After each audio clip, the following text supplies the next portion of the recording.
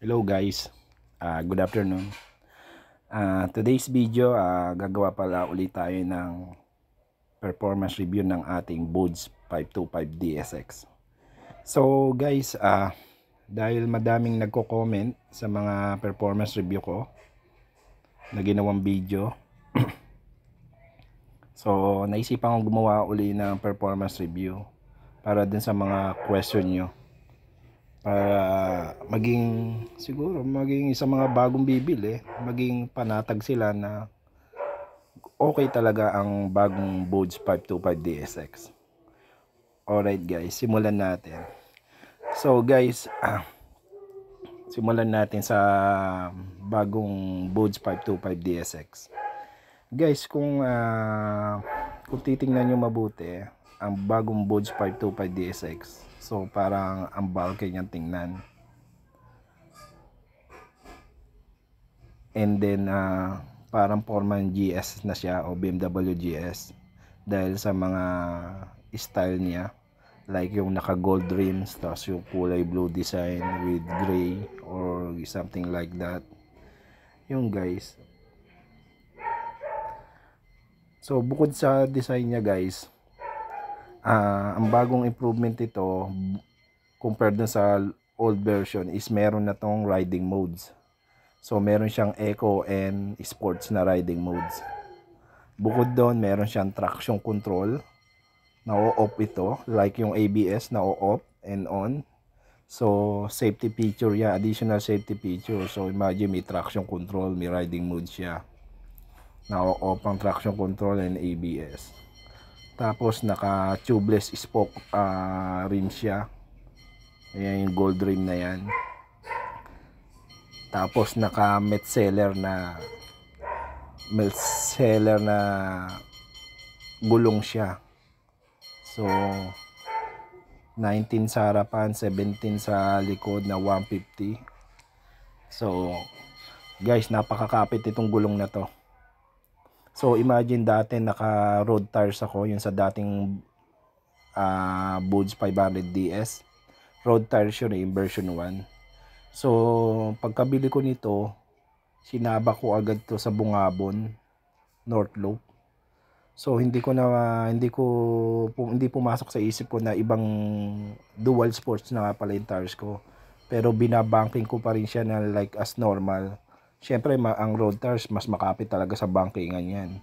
Pero itong dual sports hindi ko napansin yon. Pero binangkay ko, ganun pa man,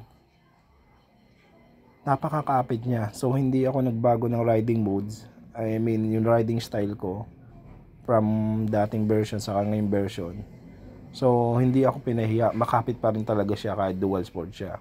So dahil mga branded yung gulong, so maasahan mo talaga makapit yan, reliable.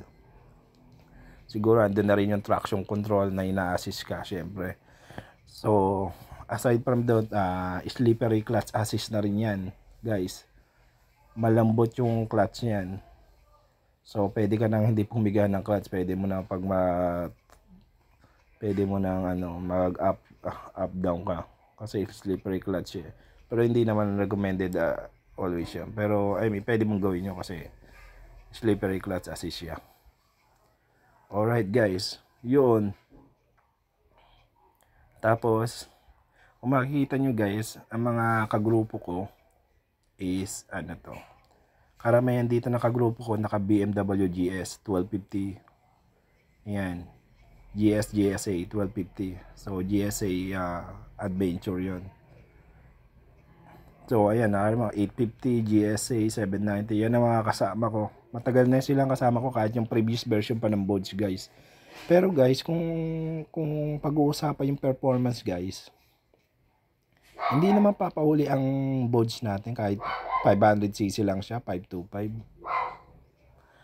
So ang kagandahan kasi niyan guys, malakas na rin yung torque niya saka yung power niya. So saka guys, normally adventure tayo, touring, hindi naman tayo karera eh. So kung baryo-baryo lang, city driving lang, and then kahit even expressway, hindi naman kayang isagad yan. So for me, compare natin sa mga kasama kong BMW GS 1250, hindi naman siya nahuhuli o hindi naman ako laging naiiwanan. Kasi hindi naman nila kayang isagad. And ang sagad lang ng BMW 1250 is 210, around 220. Ang DSX natin kayang sumagad ng 180, 190 or so hindi ka ganong mahuli. Sa power siguro dahil sa cc nilang difference, from imagine half 1250 and 525, medyo malakas talaga yun. Pero kung city driving lang, barrio lang guys, hindi tayo may iwanan yan kasi hindi naman nila kayang isagad yun, saka mahirap na kontrolin yun. Pero based on experience ko, hindi naman ako naiiwanan lagi nun. O I mean, hindi ako naiiwanan ng mga, kahit umarangkada sila ng todo, hindi tayo maiiwanan. So malakas pa din yung power niya. So kung yun ang gusto nyo malaman compared dun sa other bikes o higher cc, kamusta ang bodes natin. So goods na goods siya.